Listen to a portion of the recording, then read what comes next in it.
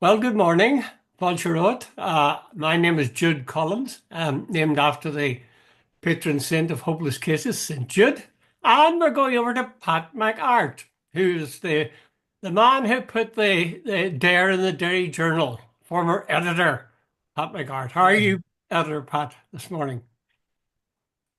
I'm very well this morning, Jude. It's in fact, as I was saying to you off air, there's a lovely light this morning. I think spring is in the air. As you said, isn't this St. Bridget's Day? Isn't this the first No, day of no, not spring today, in the tomorrow. Irish context, or is it, Yeah, or tomorrow. is it Tomorrow's geographically the first day of spring? I don't know. The 1st of February is the Irish first day of spring, Yeah, but most countries I think have a yeah, date much later, like late March or something like that. yeah. But anyway, there's no harm in calling it. Did you make St. Bridget's crosses when you were children, Pat? No, at the rushes? Yes, we did. No, I was useless at making it. My wife, in fact, my wife, my wee grandson Noah, he says to his granny, I want to make St. Bridget's crosses. He's 7, and I don't know where he got the idea. And yesterday, my wife went missing for about 10 minutes. And I couldn't figure out where the hell she'd gone. And she's gone up the field behind the house, and she was lifting rushes to take up to make St. Bridget's crosses with him. Very good. I remember my father So could there you make go. them. My mother wasn't so good at it, and none of us really. I remember trying to make them, and they were all loose and falling all over the place. But it's sort of I an was, I'm the ancient same. habit I that was. I'd like to see continue somehow.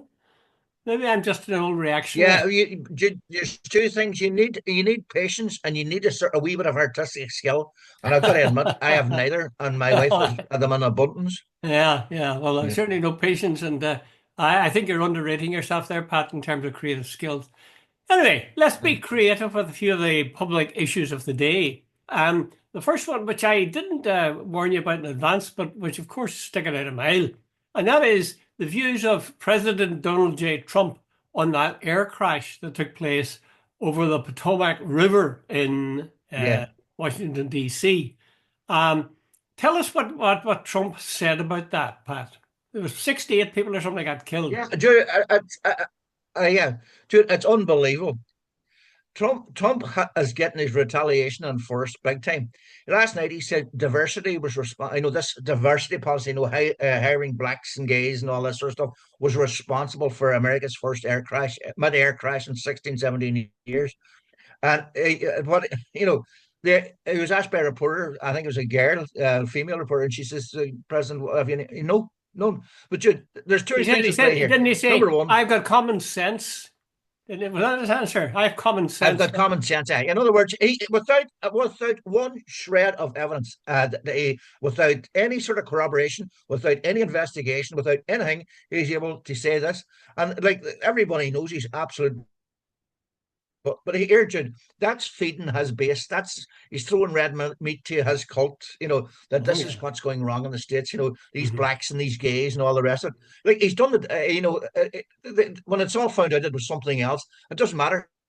He's already planted the seed for his Mhm. people that it's this no lily livered liberal left is responsible for anything. But here's the real facts, Jude. On January 20th, Trump fired the federal aviation director. He also stopped all air control hiring, and I think he disbanded the Aviation Safety Advisory Committee, and then that that's probably had a much more direct control, I think.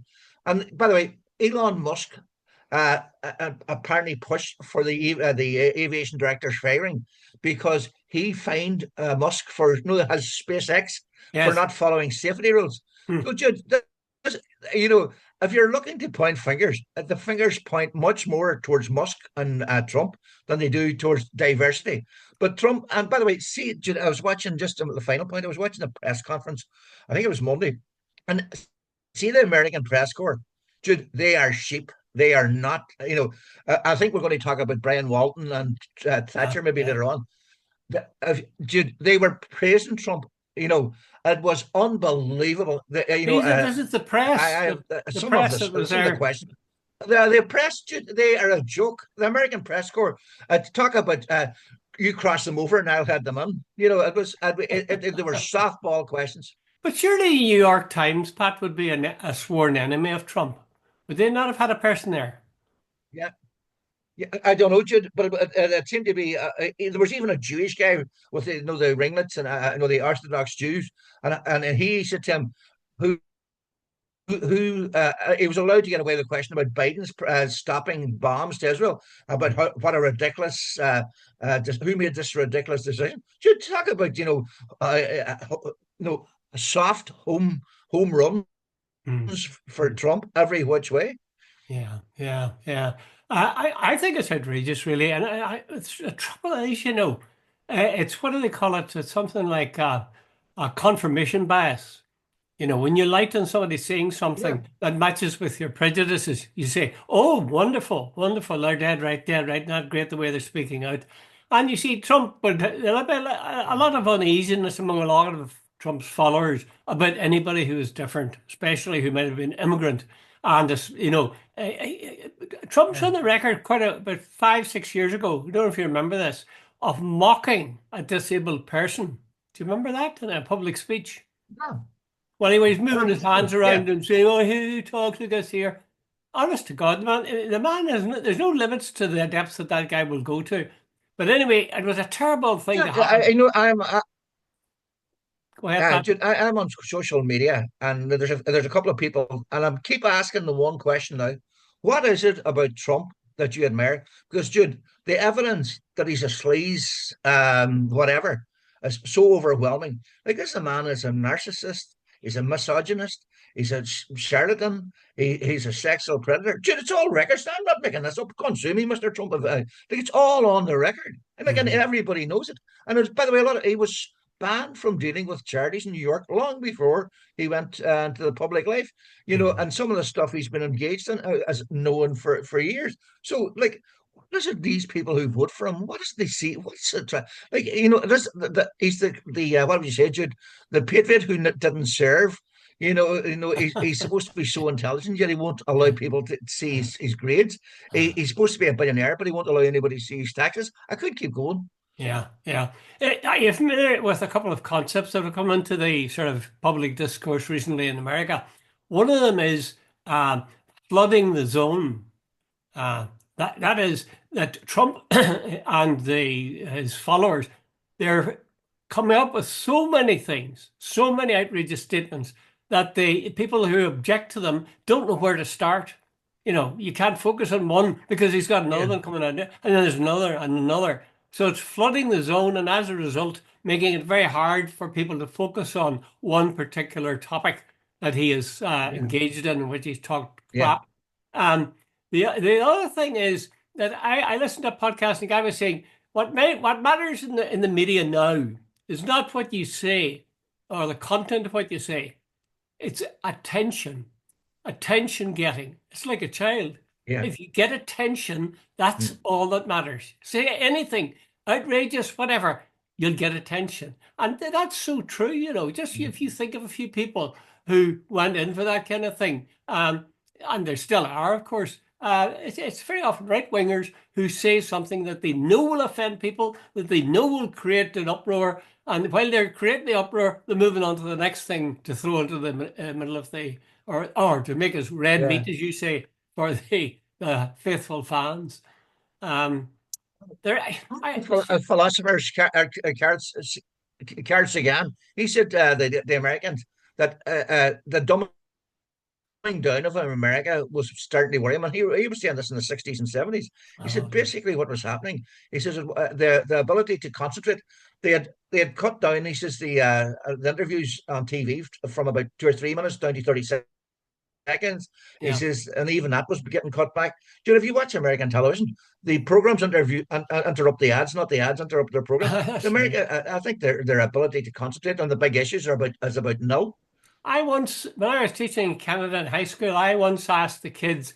I told them, in Britain there was a channel, several channels, which didn't have any ads, and I thought they'd Yeah, say, "Oh God, that must be great."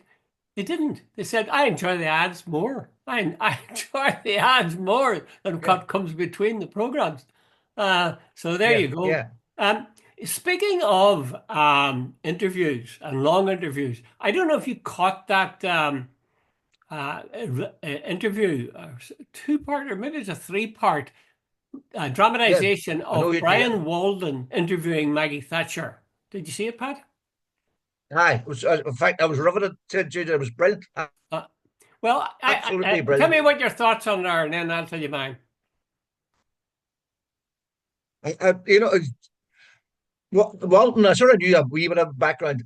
There was also, I watched, by the way, I saw Thatcher in The Crown, and I saw a wee bit of, I can't remember who, was it, your woman had played, it doesn't matter who, anyway, was a slightly different Thatcher.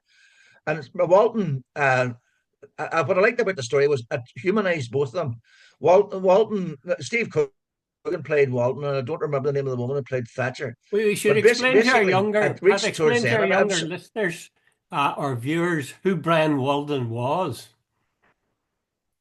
Brian Walton was a Labour MP who was very much middle of the road.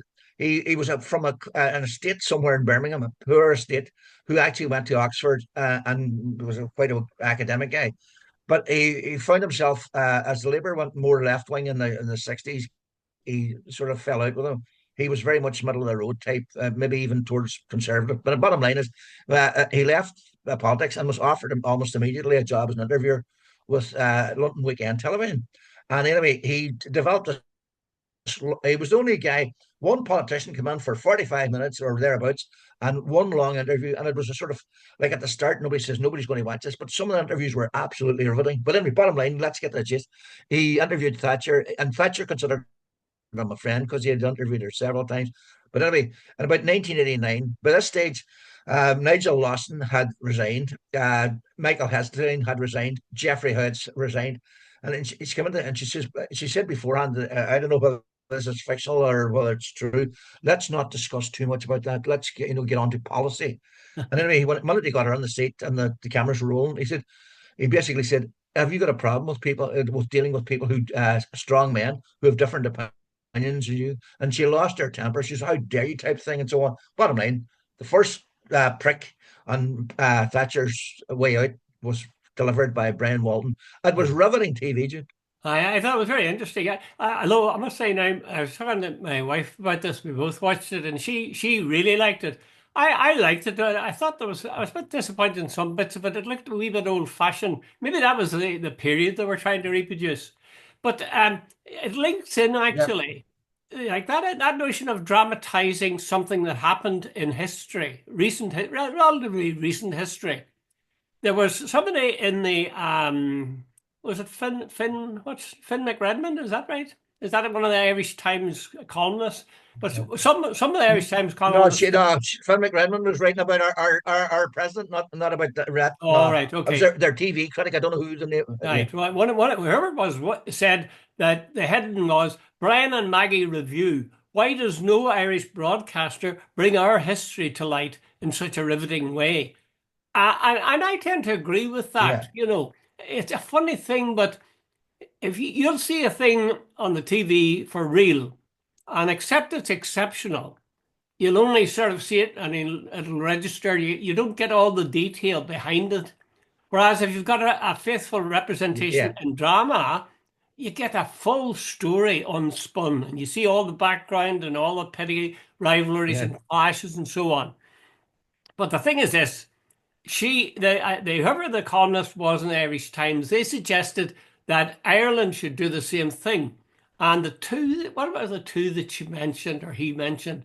Um, yes, it Charlie was Hoy, some Charlie Three Hoy, Flynn's, a very and expensive Brian job Linehan, having three houses, and yeah, something Peter, else. Flynn, Pete Flynn, and the other one was on mature reflection, Brian Linehan. Oh yes, yes. Both of those were quite good. I think a lot of scope there. But I have to say, I thought of at least one or two before that.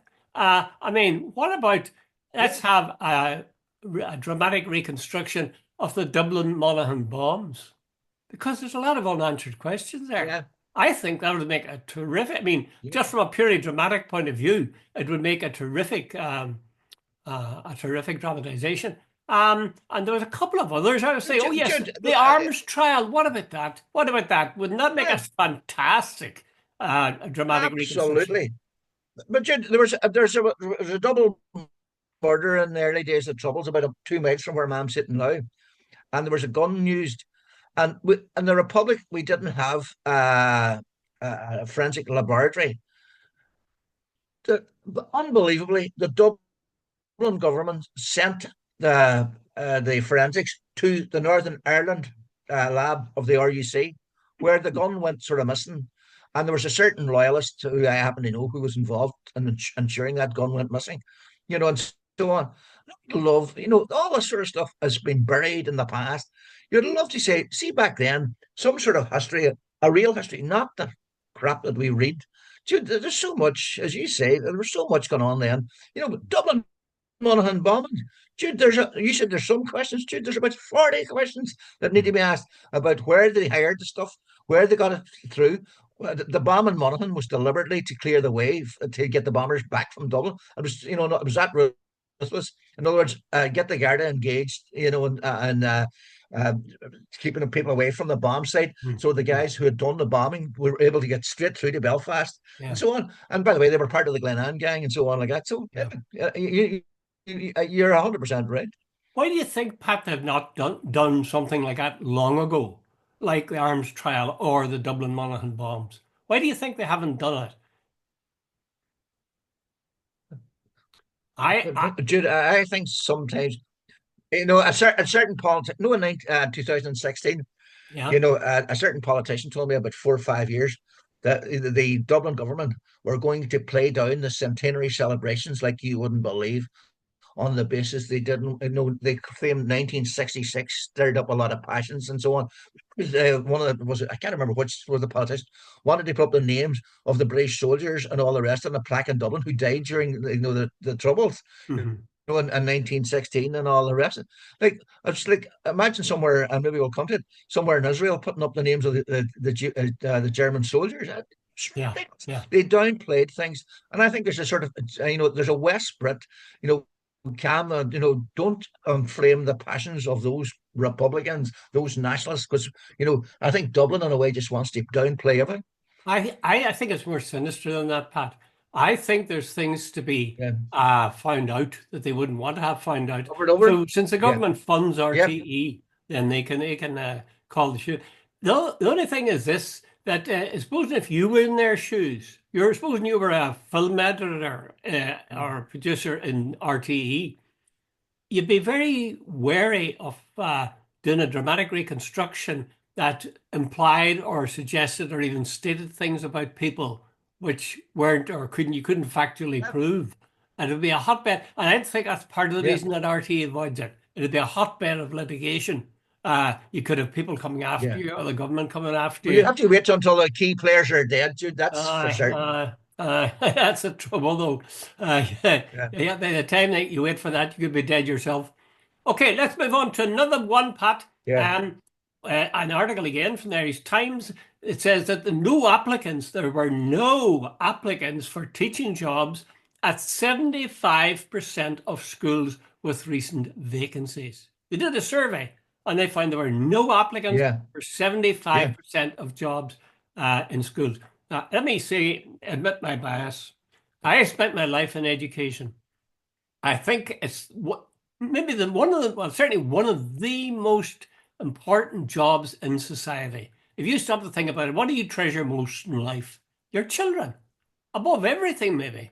In fact, I almost above my own spouse because we've lived our lives.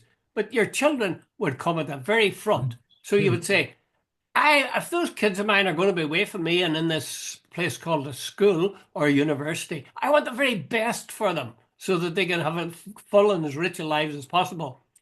And yet, here we're finding that they can't get teachers to fill 75% of jobs in schools. Why is that, do you think, Pat? And then I'll tell you why.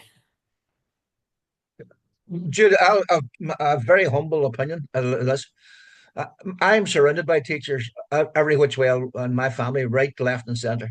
So right, and I've heard it quite a lot. And I'll cut to the chase. I have a niece in Sligo, and one day I was chatting to her, and she says, "Remember when the recession hit about 2008 or somewhere around there, the big recession?" She said to me, "What's happening now is grossly unfair," and she says, "We will pay a price for it." She says, "I am teaching." She was teaching honors English to and Sligo somewhere. I can't remember the name of the school. But then she says a young fella joined on September. She says he is earning £7,000 less than I am, and he's teaching exactly the same subject. That after their session, remember that the government. I thought it was absolutely disgraceful. They went for the low hanging fruit. They went for student teachers. They went for student nurses. They didn't go for the big guys, the big American companies, etc., etc. They cut the wages of the. And what happened to it now? I have a niece. She's in Saudi Arabia or Dubai. Sorry, Dubai, and she's out there now. I think 10 years. She's a maths teacher. I know quite a few others who have emigrated to Australia. My son is a vice principal of a school, and he tells me that some mornings when if somebody takes off sick, trying to find a replacement is nearly impossible. Try getting maths teachers, French teachers, Irish teachers. Apparently, it's impossible. And Jude, as you said, I think you started off by saying 75% of schools are having real trouble. But Jude, it's not just uh, recruiting teachers now; it's retaining them. Some people are offered a job. If you're in Dublin and you're offered a job somewhere in Cavan or Mullen, I can move back there and I can live cheaper. I would Okay. love to What be a about how find out how a principal in Dublin. Dublin gets in anybody. yeah? What about you mentioned Dubai there? Why and Australia? Why do you think that the younger teachers go to these places, go to Dubai, go to Australia, at least for a few years? They get better pay. And Exactly. like, don't want Exactly. to. My Exactly, Pat. wee Why is it my wee that niece is extremely well paid. And by the way, just to throw it in there, as far as I remember, if you go out there to teach, they pay your mortgage as well. yeah, well, as I understood it, they give you can live rent free and tax free for a couple of years at least. So I if it's think down to I'm money, not 100% certain, but I think that might well be the uh, case. Yeah. you see, why is it? I mean, the government of the South, for example, they could, if they wanted to, increase the pay of teachers dramatically.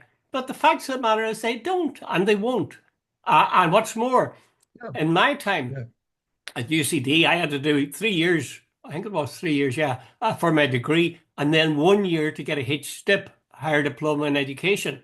Now I'm told they have to get their degree. Yeah. The degree might last 4 years. They then have to do I think maybe a HSTIP, but also 2 years in I don't know what it's called. It's pre vocational something or another. So effectively, people who are going to be teachers are Yeah. spending 6 or 7 years in training and sustaining themselves and paying out money for the Yeah. tuition that they're getting. Um, I just think that until the world wakes up, or until teachers simply withdraw their labour, it'll never change. I know I'm biased, but it does seem to me absurd that the thing we Yeah. all No, most Jude, value no. in So, our lives are taught by people who are the worst paid yeah. I can't think of a profession which would require the kind of training that teaching Yeah. does, which gets such low pay. I mean, it's as simple as that. When I No, but was Jude, teaching, here's so Pat, say again. let me just finish this point. When I was teaching, I didn't want to change because I just a job I loved. Mind you, I was happy to go into a third level teaching as well because it's a very Yeah. stressful kind of job, certainly at second level. Um, but there's a lot of Yeah. people, especially here in the north and maybe in the south too, teachers who were trying to, they used to say, we're trying to tunnel our way out of this place. They were forever trying to find ways of doing something else other than teaching. You look at Radio Foyle, look at some of the big names there, your man Mahan, any number of people that were teachers and converted, same up in Yeah. Belfast, converted into broadcasting. So a Yeah. lot of people went into teaching because there's this Yeah. tradition, especially among Catholics, I think, that was the route out of working class into the middle classes. And they did teaching not because they loved it or cared about it, but because Yeah. it was the easy thing to do. And then they spent a lifetime regretting it because it wasn't the kind of thing that they wanted to do. Anyway, that's my take on it, Pat. What were Yeah. you going to say there? Yeah, no, no. Jude, you know the thing about it. I remember here. I was watching a program last year, way early last year, an interview with a principal in Dublin on RT, and they said what had happened. Sometimes they had appointed somebody on a Friday and they didn't show up on Monday and they'd find out that they'd been offered another job somewhere else. And Mm, the point is that there's apparently 64% of the vacancies are due to the fact that they can't retain staff. But you said something that just triggered something. Surely the bigger issue, and it's far more important, is this lack of teachers is going to impact on the the level of classes offered or the level of subjects offered. mm. I was chatting to a young fellow the last day in Derry. They're talking about they're having real trouble getting technology teachers and stuff like that, simply because the industry offers them far more than teaching does. Mm, mm, mm. Yeah, I mean, it's a very broad question, and it's just that I've always tended to be a bit more radical about it. One of the first books about teaching that I ever bought was one called Teaching as a Subversive Activity. And it showed you an apple, like on the cover, it showed you an apple, like an apple for the teacher. Uh, And there was a fuse, a lit fuse coming out of uh, it. But I think Out of that it. besides paying the teachers properly, they need to think very carefully about methods of teaching, whether it makes sense for the teacher to be in front of the class, essentially lecturing kids, or do you need something much more active than that? Mm, And then secondly, what are you teaching? What's the point in any of the things you're teaching? Are they helpful? Are they good? Are you seeing education as purely for a job, or are you looking for something more to help the kids live their lives as richly as they mm, possibly can? I could go on for hours, Pat. I could speak on yeah. this subject for hours and hours. Yeah. I can see your exercise about this one. Exercise, exercise. Right. Well, talking about being exercise, there's an article again. Oh God, we'll have to stop relying so much on articles in the Irish Times. But there's a one with a heading which says, "I am tired of explaining Michael D. Higgins's words to incredulous English people." And is this Finn McRedmond or not?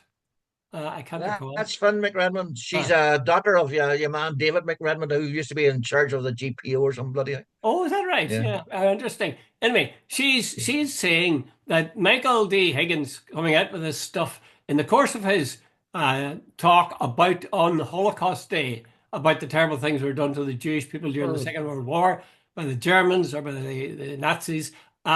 That he lobbed into it the question of Gaza and the rubble of Gaza, and she said English friends of hers were appalled by that, and she too was appalled. Has he not got the sense not to be saying these things at this time? Would you agree? We talked about this before, Pat, did we? now we just mentioned the last day. Dude, Oh, that's what I mean. that doffing the cap crap gets up my nose big time.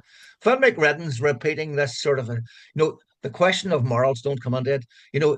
This is the sort of attitude that got us Trump and got us Boris Johnson. Don't annoy the rich and the powerful. In other words, by the way, this woman, Phil McRedmond, I read another article, the Times, I saw the Times article. Yeah, Dude, how dare Little Ireland have a moral position? How dare Michael D. Higgins have a moral position? They're saying Ireland is expanding its goodwill because of the president. Jude, no one has said what the president said was wrong. A single person. He, morally, what he said is 100% right. And by the way, Jude, if you take his speech to the Holocaust Memorial thing in its totality, it was a very good speech. By the way, Jude, 6 or 7 people stood up to protest because he mentioned Gaza. The yeah, vast majority stayed where they were. Afterwards, nobody criticized them for it. And it seems to be that the only thing when it comes to the Holocaust, you're allowed to mention the Jewish suffering, by the way, which is immense, and I totally get it. But to throw in one line, and today under the rubble of Gaza, people are suffering as well. To throw in that type of line, I think he maybe 2 sentences or 3 sentences out of a very long speech, and that so because somebody stood up and said in the back that this is disgusting. Dude, Michael D. Higgins, when this is all over, I think Ireland will come out with some sort of. Now, we might pay a price. I'm willing to pay the price. I don't really give a shit. If the price to be paid is we stay silent in the face of genocide and massacres and all this sort of stuff, dude, shove it. you don't think that it was inappropriate and was lacking in tact? Like, not to say that Gaza rubble and all Oh, that isn't horrifying, but that if he was at a memorial no. on Holocaust Day or commemoration, that he should have stuck to that. No, dude, no. That's the sort. In other words, We mention the Jewish suffering, but we don't mention that that there's no room to mention in about two sentences what's happening today. That to me is, in other words, where there's only one group suffering. So in other words, let's stay silent about what's happening in Gaza. Gaza. The Lancet, by the way, Jude said there's a minimum of about 62,000 dead, not 46,000, and they said the figure could be way higher. Gaza, as Trump says, it's a demolition site. Today, UNRWA has been stopped from delivering food. And we're not supposed to mention that even in two sentences during Holocaust Day, that he should have only stuck to only the Jews suffer, the people of Gaza don't suffer. Like, I am not saying what happened in the concentration camps. It was the worst crime in human history. But hey, as a very least, a president speaking on it on the times that are in it, two sentences to acknowledge what's happening in Gaza.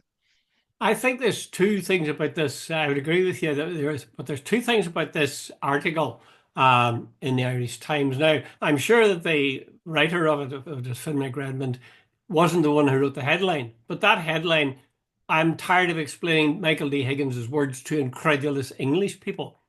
Well, why would I? Well, I'm not sure. Is she living in England or what?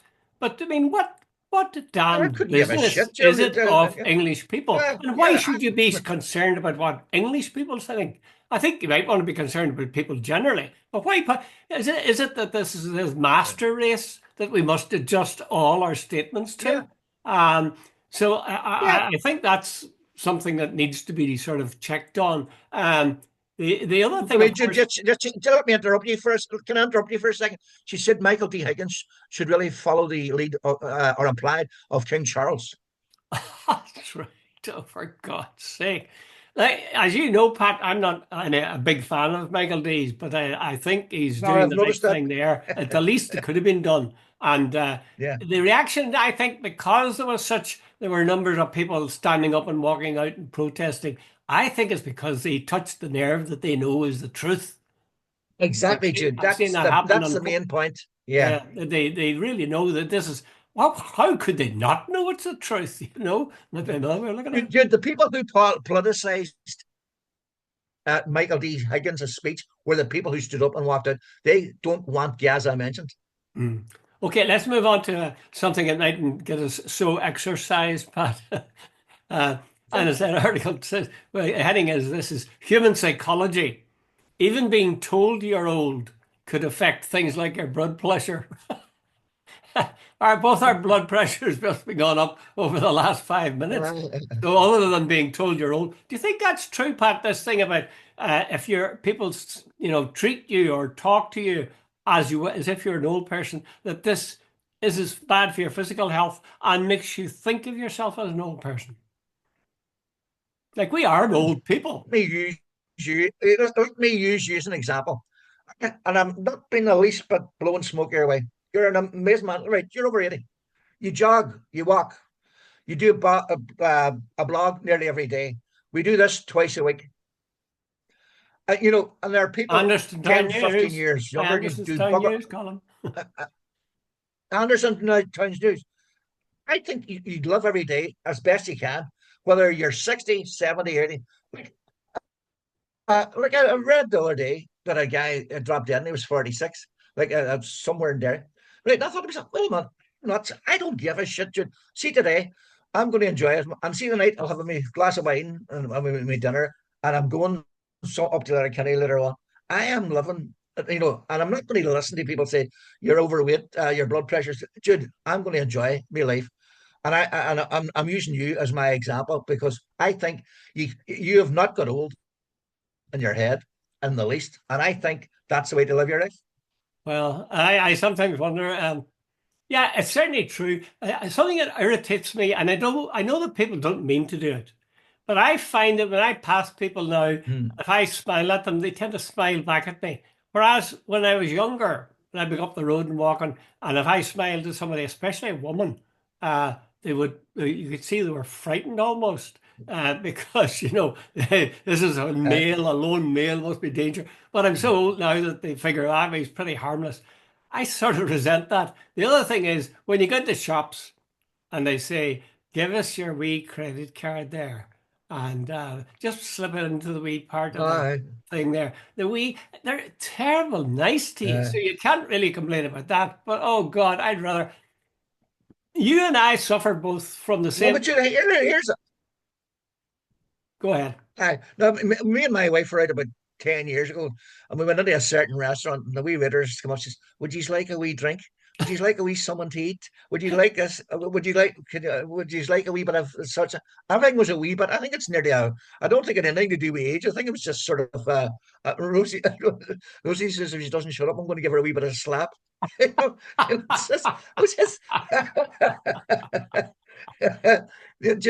I think it's an Irish thing.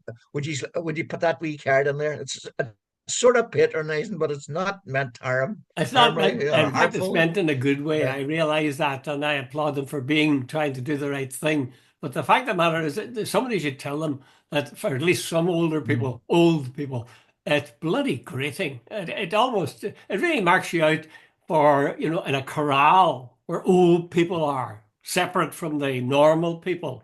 And that's the other thing.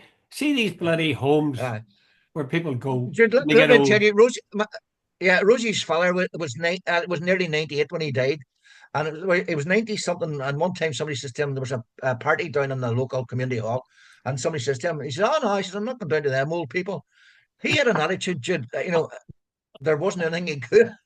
He was 90 at the time. Like he had an attitude. He went up the hill and what he could do nearly anything and so on. But he had the right attitude. He didn't, he just didn't let the old man in. That's a phrase. I've heard that phrase 5 times in the last 2 days. In fact, a guy across the street, as he was passing me, and I was saying, "How are you, David?" And he called across. I was saying something about, "Oh, I'm just struggling on here," and he says, "Don't let the old man in." Where's that from? Where's it from? Eastwood said it about 5 years ago that somebody asked him what his streak in life was. I know he's 94, 95 now. He says, I don't let the old man in. And it's been used as a Who was phrase it said since it, Pat? Who did you say said it? Who? Clint Oh, Eastwood. Clint Eastwood. Are you feeling lucky, punk? Yeah, Yeah. Well, he can afford to say it. Anyway, he's as right wing as be damned.